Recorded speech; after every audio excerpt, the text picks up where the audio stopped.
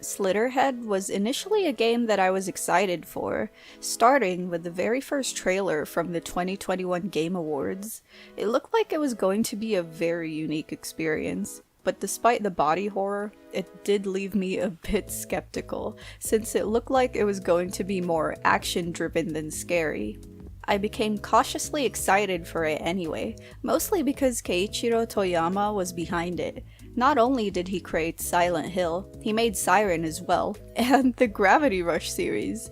I loved Gravity Rush 1 and 2, so I felt really dumb when I found out about this recently. But anyway, looking through gameplay footage shortly before Slitterhead's release made me even more skeptical about whether I would like the game. But when I finally played through it myself, I thought, wait, it's actually fun and interesting? Slitterhead takes place in Kowloon, a neon-lit city where all kinds of people are going about their daily lives. Though behind its densely cluttered streets lies some disturbing events. Corpses have started appearing with holes in their heads, and, well, their brains missing.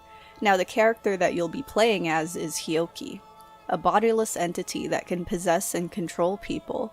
He doesn't remember why or how he can do this, but there's one thing that he does know. His goal is to eliminate Slitterheads, which are monsters that eat human brains and disguise themselves as people. He does this with the help of rarities, people who not only remain conscious when possessed, but gain superhuman abilities. I absolutely enjoyed the first few hours of Slitterhead's story because it felt really fresh for a video game. Though in terms of other media like anime and manga, it's definitely something that I've seen before. Like the concept and body horror of the game felt like a mix of Parasite and Tokyo Ghoul. It had this whole alien invasion, oh, there are monsters walking among us vibe to the story. And on top of that, you play as regular people who try to deal with those creatures.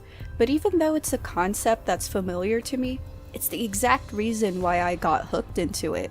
It felt like an interactive version of similar plot lines that I've only experienced through other mediums, even though it's far from being a perfect experience. The narrative itself is interesting, but sometimes it felt like it was being held back by its budget. Like the lack of cutscenes were disappointing, since the few cinematics that the game had were gorgeous.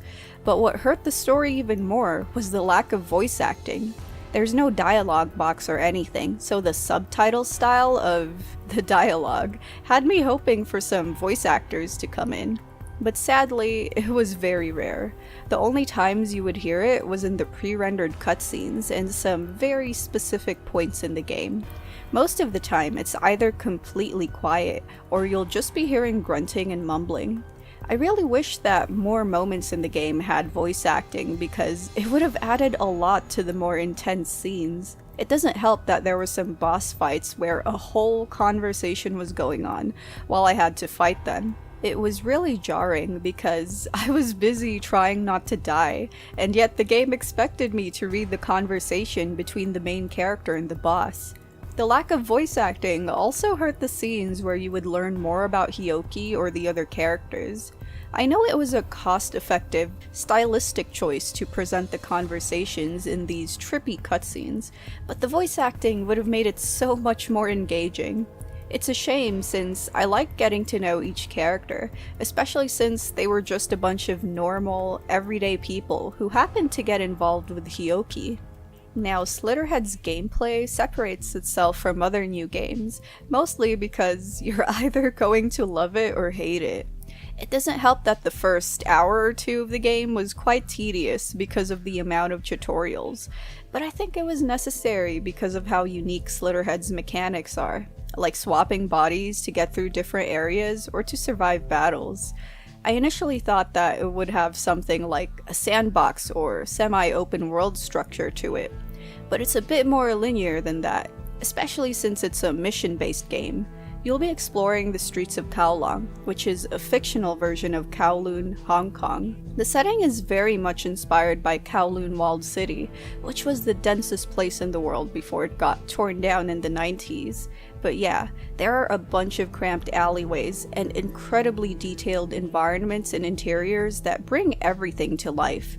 The place is full of civilians as well, so you can possess almost anyone that you come across. It's absolutely necessary in certain places too, or else you won't be able to progress. Certain paths will be blocked by objects, and you might even need to go up to higher places to reach your objective.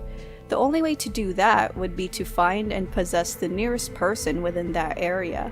So yeah, it turns into an almost puzzle-like situation, especially when you need to figure out how to proceed in the game's chase sequences and sneaking sections. Even though Slitterhead is a modern title, it felt kinda dated, but in a good way. It was nostalgic since it started to feel like a PSP game the more I played through it. I couldn't help but think of games like Final Fantasy Crisis Core when it came to the flow of the missions. Like a lot of times, fighting enemies would lock you into a mini arena, kinda like in older games, so you're forced to defeat them before proceeding to the next area. And a lot of the missions were bite-sized, so you could go through them in maybe 30 minutes or less, depending on whether it's your first time doing them, replaying the mission and skipping cutscenes, or you're over-leveled. And apart from rewards from optional challenges, you literally have to play through the same levels again just to unlock the main story objective. All of those things made the experience feel like a portable games formula, even though this game is made to be played on PC and home consoles. Unless you play it on the Steam Deck, or maybe an eventual Switch 2 port. I just wish the extra costumes that you could unlock were more unique. They were either recolors of their existing clothing, or something like, oh hey, here's one character with a jacket. Now, he has no jacket. I don't even know what this is. As for the combat, every person that you play as can do basic blood-based attacks and perform specific skills. I thought it was both fun and janky, but the constant need to swap bodies while fighting and getting staggered was not always the most enjoyable thing, even when you're playing as stronger characters. Since rarities are tougher than the average person, it can be tempting to continue playing as them throughout each mission, but surviving means switching between different bodies. Hyoki can actually die in the game if you end up possessing 3 bodies that perish before you can switch over. At first I thought that I would need to restart the whole mission if that happened, but nope, you can go back to the nearest checkpoint. It sounds forgiving, until you reach specific points in later parts of the game that have difficult boss battles and missions that dragged on. In those cases, you either start from the beginning of the fight or from a checkpoint that's kind of far away. Though I'd say that those sections get easier as you level up your character's skill points. So yeah, the civilians are basically cannon fodder in Slitterhead. Don't feel too bad about sacrificing them early on, since surviving is the main priority. Plus, you can always revive them if you make it in time. While rarities have the most powerful and useful abilities, civilians have some useful skills as well. Like, you can use them to draw enemies away from the rarities, for example, whether that's using projectile attacks or the Warcry ability to draw their attention. Once the Slitterheads face them, you can swap bodies and attack them from behind. This was also useful when you needed to heal up. As long as you have pools of blood around you, you can safely absorb them if the Slitterheads were aggroed by the previous body you possessed. Another thing that will make the game a bit easier is if you practice using the parry mechanic. Blocking attacks is helpful, but I'd say that parrying helps when you're fighting against stronger enemies. If you parry enough attacks, time will slow down and you'll be able to unleash even more attacks for a few seconds. But I say all this even though I never really mastered parrying enemy attacks. I was constantly getting stunned and staggered in every fight, so I found it to be much easier to just swap to a different body whenever that happened. But it was tricky at times, especially when there were multiple enemies and you were fighting in small rooms and corridors. I'd say that the combat felt the best when you only had to face one enemy at a time. It's a shame that there wasn't much enemy variety though. I feel like I wouldn't mind it as much if the game wasn't so repetitive and focused on combat. I mean, the monster designs were great, but sometimes it felt like I was just fighting some recolors or slightly different variations of the same enemies. Like, the first few times where I had to fight certain bosses were cool, but they started to get less interesting since they had the same lack of variety problems as the common enemies. I did find the game's music both in and out of combat to be great. The soundtrack was made by Silent Hill's composer, Akira Yamaoka, and you could really tell in certain tracks, just like how some of the creature designs felt very Silent Hill. I mentioned earlier that Slitterhead felt very nostalgic to play, but the dated nature of the game is what also made it frustrating at times. The sneaking sections and missions were one thing, but the chase sequences were very overused later on. Sometimes I wasn't sure if I was supposed to attack the enemies to stop them, or if it was a scripted thing that required me to just follow them and defeat the enemies along the way, until I reached the point where they finally stopped to fight me themselves. I also had trouble figuring out how to progress through the story. After you finish certain missions, the game would tell you that you needed a new rarity in order to unlock the next one. Like, for example, I had to replay a sneaking mission around 2 more times because I couldn't find the person that I needed. It turns out, I had to do very specific steps like listening to conversations and not progressing too far into the mission so that they would spawn and then I could finally possess and unlock them. The step-by-step formula felt obsolete since it was almost like I was being put on rails. If I didn't do exactly what the game wanted me to do, then I wouldn't be able to proceed. I do like that Slitterhead ramps up the stakes in its story later on. It became incredibly interesting since it spanned more than just Hyoki's story. But then it went from being this whole creature epidemic plot to a more personal one. It messed with the pacing, so the last couple of hours in the game ended up being dragged on for way too long. And I'd say that the story suffered from having too many characters. I feel like more detail was placed into the first few characters that you meet, such as Julie, but some of the later ones don't get as much attention. Oh, and speaking of characters, the civilians didn't look as nice as the rarities, but I feel like it's because they were, disposable.